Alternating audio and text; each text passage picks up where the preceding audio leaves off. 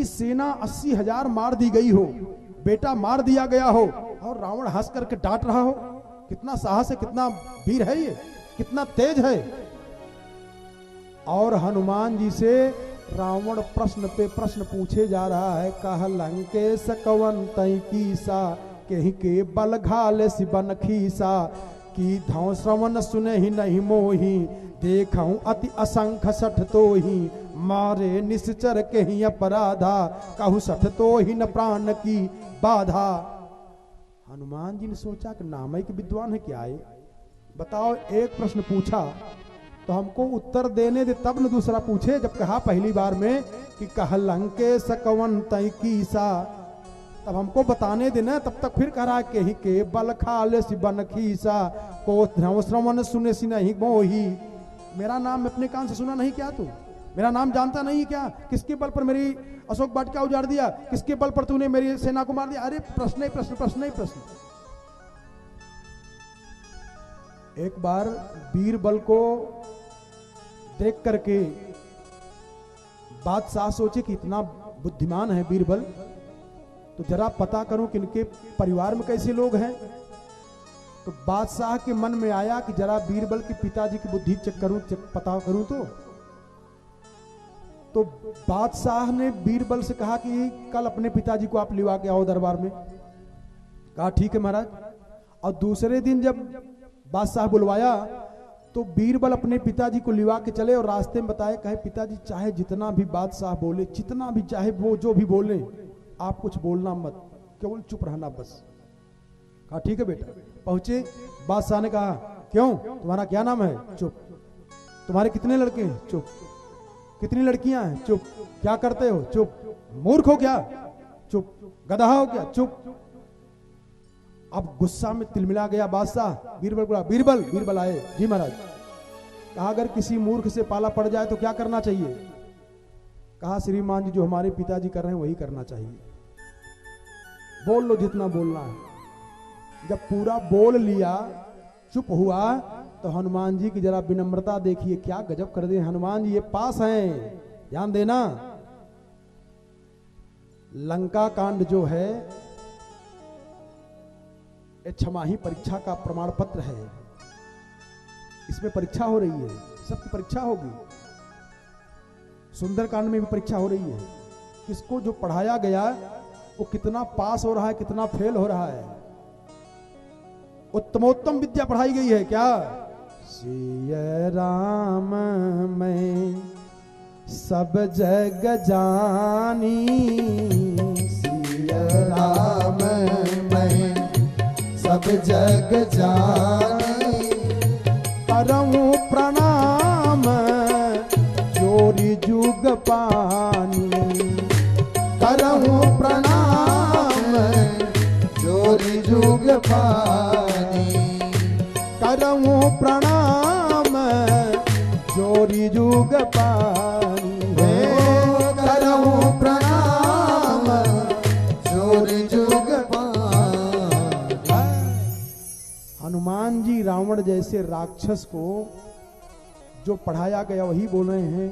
खायऊं फल प्रभु लागी भूखा, खायऊं फल प्रभु लागी भूखा, कपि सुभाऊ ते तोड़े रूखा, कपि सुभाऊ ते तोड़े रूखा, जे मोहि मारे तेहि मैं मारा, जे मोहि मारा ते मोहि मारे, तेहि पर बांधे तनय तुम्हारे, तेहि पर बांधे तनय तुम्हारे, सब कर दे हैं परम प्रिय स्वामी, सब कर दे परम प्रिय स्वामी, मारहि मोहि कुमार गगामी, मारहि मोहि कुमार गगामी, मारहि मोहि कुमार सदमार्गी को मार रहे हैं। ये आपकी दशा यही चल रही है। आपन दे हैं, ये हमको मार रहे थे तो फूल बरसा रहे थे, और हम मार रहे थे, मर जा रहे थे तो हम गलती कर गए। एक कुमार्गी लोग हमको सन्मार्गी को मार रहे हैं, और इसके बाद इन लोगों ने हमको मारा, हमने इनको मारा। महाराज आप राजा हैं, राजा का कर्तव्य है कि न्याय करना। ते ही पर बांधे तनय तुम्हारे, अभी इतना गलती हूड़ा में बाकी रह गया जो हमको बांध के घसीट के लाए हैं, अभी इसका फल देना बाकी रह गया है। ध्यान में रखिएगा इसको। तो रावण बड़े जोर से गुस्सा किया, कहा मार दो इस बंदर को। विभीषण आए, विभीषण समझाने का प्रयास किए। विभीषण बहुत समझाए, दूत को नहीं मारना चाहिए, समझाए बुझाए। फिर रोके, कहा क्षमस्व रोषम त्यज राक्षसेंद्र प्रसीद में वाक्यमिदम सुनस्व बधम न कुर्वन्ति परावज्ञा दूतस्य संतो वधास्मिताम। दूत का वध करना बड़ा दोष होता है। विभीषण आए, समझाए। तब रावण ने कहा कि बंदर की ममता पूंछ पे होती है, और राक्षस जो होते हैं ना पूंछ पर ज्यादा ध्यान देते हैं। राक्षसी प्रवृत्ति जो होती है वो पूंछ पे ज्यादा होती है। कहो हमारी पूंछ से ज्यादा इनकी पूंछ हो रही है।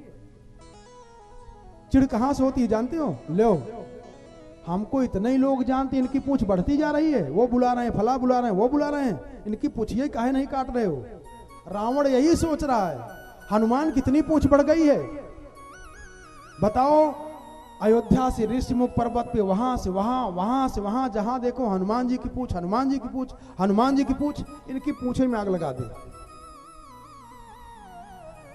कहा ठीक है। कपि कै ममता पूंछ पर सब ही कहूं समुझाई, तेल बोरी पट बांधि पुनि पावक देहु लगाई। इसको पूंछहीन कर दीजिए। फिर हनुमान जी की पूंछ बढ़ी अपने आप से। किसी के पूंछ काटने से, किसी की पूंछ मिटाने से पूंछ मिटती उठती नहीं है, बढ़ जाती है। ध्यान देना। किसी की नाजायज निंदा करके उसकी पूंछ को बिगाड़ने का प्रयास करोगे तो उसकी पूंछ आप बढ़ा रहे हो, घटा नहीं रहे हो। निंदक नियरे राखिए, अरे आंगन कुटी छवाए, बिन साबुन पानी बिना निर्मल करे शोभाए। इसलिए किसी की पूंछ के चक्कर में मत पड़ना। रावण हनुमान जी की पूंछ के चक्कर में पड़ रहा है। परिणाम क्या हुआ? रहा नगर बसन घृत तेला, रहा नगर बसन घृत तेला, रहा नगर बसन घृत तेला, रहा नगर बसन घृत तेला। बाढ़ी पूछ किन्ह कपि खेला, बाढ़ी पूछ किन्ह कपि खेला, बाढ़ी पूछ किन्ह कपि खेला हो, बाढ़ी पूछ किन्ह कपि खेला। हनुमान जी की पूंछ बढ़ती जा रही है, हनुमान जी की पूंछ बढ़ती जा रही है। ध्यान रहे, समझ में आ रही है ना बात? रावण के लंका का वस्त्र कम पड़ गया, तेल सब खराब हो गया, और जब आग लगाए तो हनुमान जी पुनः छोटा रूप बना लिए, उसमें से निकल आए, और निकल करके हरि प्रेरित ते ही अवसर चले मरुत 49। भगवान की कृपा हो गई, 49 हवा चलना शुरू कर दिया। आंधी पे आंधी, पानी पे पानी, तूफान बच गया। उलटी पुलटी अरे लंका सब जारी, सारी लंका को जला दिए हनुमान जी। और हनुमान जी के लिए सीता जी प्रतिज्ञा करें कि अगर मैं पति परायणा हूं तो हनुमान जी को आग छूने न पावे, जलने न पावे। और कई राक्षसियां जाके बताई थी कि हनुमान जी की पूंछ में आग लगा दी गई है, वो जल जाएंगे। इसलिए सीता जी ने प्रतिज्ञा कर लिया। ये वात्सल्य भाव उमड़ रहा है। और इधर जब हनुमान जी महाराज पूरी लंका को जलाए, केवल एक विभीषण का कुटिया बच गई।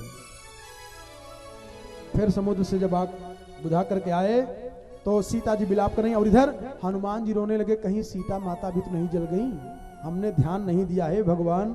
अगर ऐसा हो जाएगा तो मैं कहां मुंह दिखाऊंगा, मैं तो इसी समुद्र में कूद के मर जाऊंगा। बहुत रोने लगे। हा तात हा पुत्रक कांत, बहुत रोने लगे हनुमान जी। और रोने के बाद फिर भगवान ने ज्ञान दिया, अरे जिनके प्रभाव से अग्नि में दाहकता शक्ति है, उस सीता जी को कहीं अग्नि जला सकती है? फिर इसके बाद हनुमान जी आए, माता जी से प्रणाम किए और माता जी से जब जाने के लिए कहते हैं तो माता जी ने कहा कि एक दिन रुक जाओ, इसके बाद जाइए। हनुमान जी ने कहा ना माता जी, कहा थक गए होंगे। हनुमान जी ने आंख में आंसू भरा करे, माता जी हम थक जाऊंगा, अब हमको आदेश करिए मैं जाने दीजिए।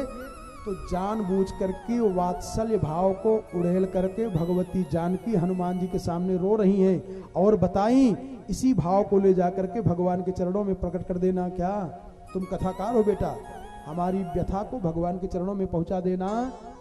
कहू कपि के ही विधि राखऊं प्राणा, कहू कपि के ही विधि राखऊं प्राणा, तुम हूँ तात कहत अब जाना, तुम हूँ तात कहत अब जाना। तो ही देखी शीतल भई छाती, तो ही देखी शीतल भई छाती, पुनि मो कहूँ सोई दिन सो राती, पुनि मो कहूँ सोई दिन सो राती, पुनि मो कहूँ सोई दिन सो राती, पुनि मो कहूँ सोई दिन सो राती। इस प्रकार से भगवती हनुमान जी को हृदय से लगाई, आशीर्वाद दी हैं। हनुमान जी फिर वहां से आए और जब बंदरों ने देखा प्रसन्न हो गए, सब हनुमान जी महाराज की जय हो, पवन सुत हनुमान जी महाराज की जय जयकार करने लगे। जामवंत अंगद सब प्रसन्न हो गए और सब लोगों ने पूछा कैसे गए, पूरी घटना को बताए। फिर वहां से लौट करके आए, पूरी कथा बताना शुरू किया।